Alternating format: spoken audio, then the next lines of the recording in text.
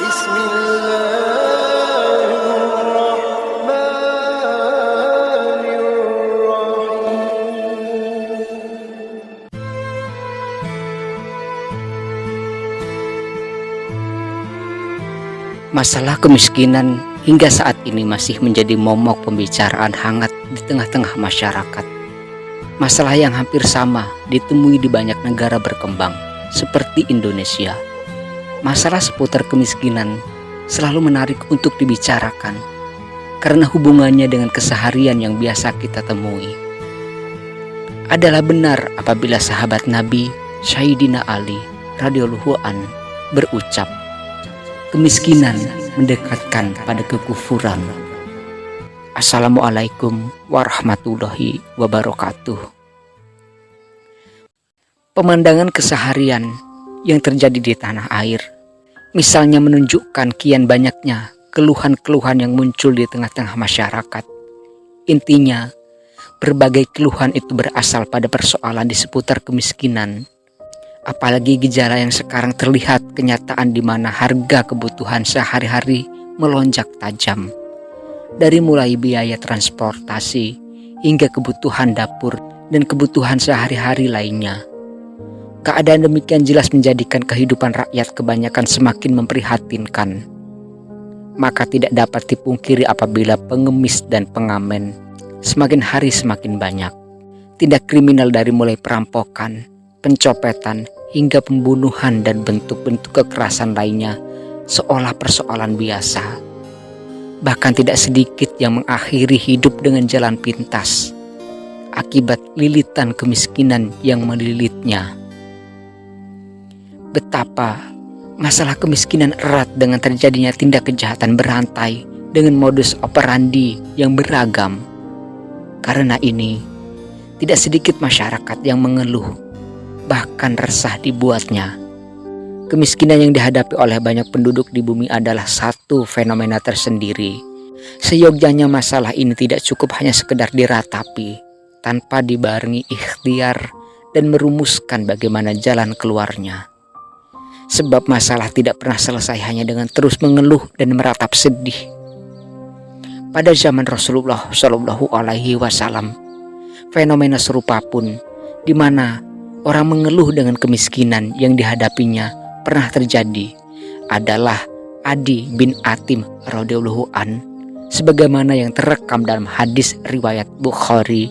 Dalam riwayat itu, Adi bin Hatim radhiyallahu an mengatakan, ketika saya sedang berada dekat Rasulullah, tiba-tiba dua orang laki-laki datang kepada beliau, yang seorang mengadukan tentang masalah kemiskinan yang menjeratnya, sementara seorang lainnya mengadukan tentang musibah yang baru saja menimpanya, yaitu bencana perampokan yang kebetulan menimpa dirinya. Atas masalah yang dihadapi kedua orang laki-laki ini, Rasulullah mengeluarkan satu pernyataan melalui sabdanya, perihal perampokan, sesungguhnya hal itu tidak akan lama menimpamu sampai sebuah kafilah datang ke Mekah tanpa dikawal. Sementara perihal kemiskinan, sesungguhnya hari kiamat itu tidak akan datang sampai salah seorang di antara kamu mengedarkan sedekahnya dan tidak menemukan seorang pun yang mau menerimanya. Sesungguhnya kamu akan berdiri di hadapan Allah Subhanahu wa Ta'ala tanpa batas dan juru bicara. Riwayat tersebut adalah satu dari beberapa riwayat yang menyebutkan bahwa melimpahnya harta sebagai salah satu tanda kiamat. Masih banyak riwayat lain yang menjelaskan tentang hal ini, di antaranya Abu Hurairah sebagai yang tertuang dalam Sahih Muslim. Dalam riwayat itu disebutkan bahwa Nabi Shallallahu Alaihi Wasallam bersabda, kiamat tidak akan terjadi sampai banyak harta di antara kalian dan melimpah ruah, sehingga pemilik harta mencari-cari orang yang menerima sedekahnya. Lalu ketika seorang dipanggil, ia pun berkata, aku tidak menginginkannya. Riwayat lainnya dengan nada yang hampir sama terdapat dalam Sahih Bukhari. Dalam riwayat itu disebutkan bahwa Rasulullah Shallallahu Alaihi Wasallam bersabda kepada Auf bin Malik saat perang Khaybar berkecamuk, hitunglah 6 hal di depan kiamat. Beliau menyebut semuanya dan diantaranya adalah melimpahnya harta. Sampai-sampai bila seseorang diberi uang 100 dinar, ia tidak senang. Sumber lain menyebutkan bahwa Harithah ibnu Wahab juga meriwayatkan sebuah hadis yang bersumber dari Rasulullah Shallallahu Alaihi Wasallam yang berbunyi, sedekahkanlah sebelum terjadi kondisi di mana seseorang berjalan membawa sedekahnya. Lalu orang itu berkata, bila saja kau datang kepadaku kemarin, aku pasti akan menerimanya.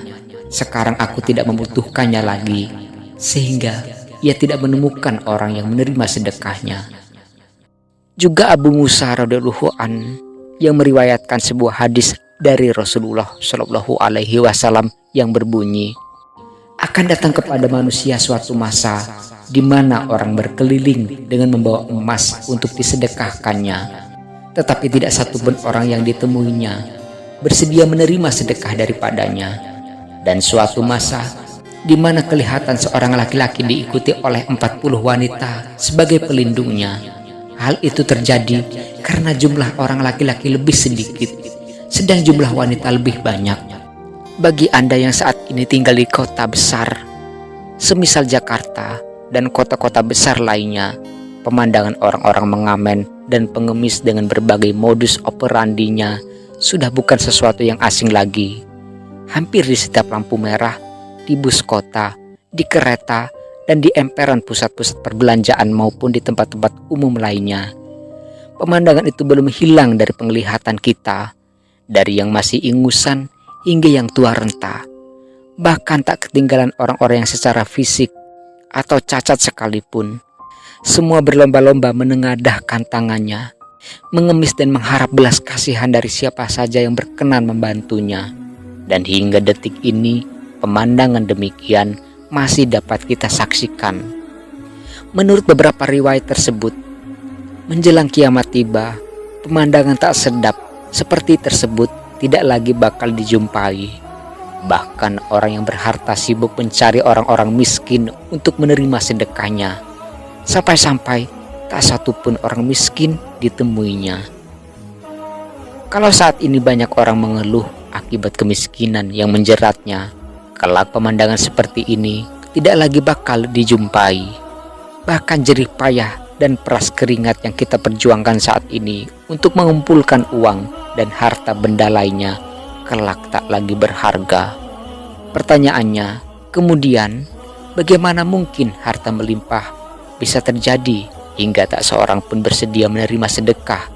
Mengingat yang nampak saat ini adalah keadaan di mana kemiskinan masih menjadi masalah sosial yang menggurita. Dr. Abdul Baqi Ahmad Muhammad Salamah mengingatkan beberapa kemungkinan penyebabnya. Di antaranya karena kecanggihan manusia mengolah alam raya ini yang ditopang oleh pengembangan ilmu pengetahuan dan teknologi. Di samping karena memang manusia merasa bahwa hari kiamat sudah dekat, seiring munculnya beragam tanda-tanda kiamat yang ada, sehingga ia tidak lagi sibuk dengan melimpah ruahnya harta benda dan kemewahan dunia lainnya. Pemandangan yang pernah terjadi pada masa pemerintahan Umar bin Abdul Aziz radhiyallahu an setidaknya menjadi contoh kecil dari hal ini, sebagaimana yang tercatat dalam satu riwayat yang dikisahkan Ya'qub ibnu Sufyan. Dalam riwayat itu, Ya'qub ibnu Sufyan melalui tarikhnya yang diambil dari riwayat Umar ibnu Usaid ibnu Abdurrahman ibnu Zaid ibnu Al-Khattab mengatakan, tidak, demi Allah, tidaklah Umar ibnu Abdul Aziz wafat kecuali seseorang mendatangi kami dengan harta yang banyak dan berkata, berikanlah harta ini bila kalian melihat orang-orang fakir. Ia tidak menemukan seorang fakir pun sampai ia pulang. Umar ibnu Abdul Aziz telah menyejahterakan rakyatnya. Bisa dipastikan bahwa menjadi hartawan adalah dambaan setiap kita. Punya uang banyak, koleksi rumah dan tanah di mana-mana, emas dan perhiasan indah lainnya. Hanya saja, tidak semua mereka yang hartawan itu lantas pandai membelanjakan hartanya dengan baik, terutama di jalan kebaikan. Tak jarang, mereka yang hartanya melimpah itu justru menghambur-hamburkan hartanya dengan cara bersenang-senang yang tidak pada tempatnya. Jauh-jauh Al-Quran telah melansir bahwa orang-orang yang condong dan gandrung kepada dunia serta banyak bersenang-senang dengan kenikmatan dunia pada hari kiamat akan banyak mendapat kesulitan.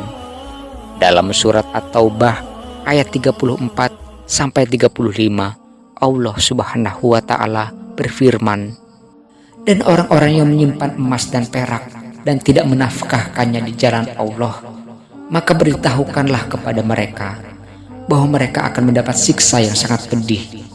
Pada hari dipanaskan emas perak itu dalam neraka jahanam, lalu dahi, lambung, dan punggung mereka dibakar. Lalu dikatakan kepada mereka, inilah harta bendamu yang kamu simpan untuk dirimu sendiri, maka rasakanlah sekarang akibat dari apa yang kamu simpan itu." Menurut sementara ulama, disebutnya 3 bagian tubuh itu masing-masing dahi, lambung, dan punggung, karena 3 bagian tubuh itu adalah bagian-bagian tubuh yang sensitif. Sehingga jika ada rasa sakit di salah satu bagian itu, anggota tubuh lainnya ikut terasa sakit. Sebagian lagi berpendapat bahwa 3 bagian itu disebut karena ketika seorang melihat seorang pengemis di depan wajahnya, dia memalingkan punggungnya kepada pengemis itu dan pergi. Karena alasan inilah, menurut sementara ulama, ketiga alat tubuh ini disebut secara khusus untuk merasakan azab yang sangat pedih. Rasulullah Shallallahu Alaihi Wasallam pun jauh-jauh telah menyindir tentang hal ini, bahwa para hartawan yang selama di dunia tidak mendermakan hartanya di jalan kebaikan, kelak akan menjadi orang yang paling sedikit pahalanya pada hari kiamat. Hal ini sebagaimana yang tercatat dalam Sahih Bukhari dan Sahih Muslim. Di sini Abu Dzar meriwayatkan bahwa Rasulullah Shallallahu Alaihi Wasallam bersabda, "Sesungguhnya orang-orang yang banyak harta itulah orang-orang yang sedikit pahalanya pada hari kiamat, kecuali orang-orang yang diberi kebaikan oleh Allah, sehingga ia mendermakannya ke sebelah kanan dan kirinya, serta ke depan dan ke belakangnya, dan ia menggunakannya untuk kebaikan." Juga sebagaimana yang diriwayatkan Ummu Darda dalam Syu'abul Iman. Dalam riwayat itu, Ummu Darda mengatakan, "Saya bertanya kepada Abu Darda, mengapa engkau tidak berusaha seperti si Anu?" Abu Darda menjawab, "Aku sungguh mendengar Rasulullah Shallallahu Alaihi Wasallam bersabda, sesungguhnya di depan kalian adalah rintangan yang sangat sulit yang tidak dapat dilewati oleh orang-orang yang sibuk dengan kenikmatan duniawi. Akhirnya, semoga kita bukan bagian dari mereka. Insya Allah. Amin. Ya Rabbal Alamin. Wallahu a'lam bishawab. Wassalamualaikum warahmatullahi wabarakatuh."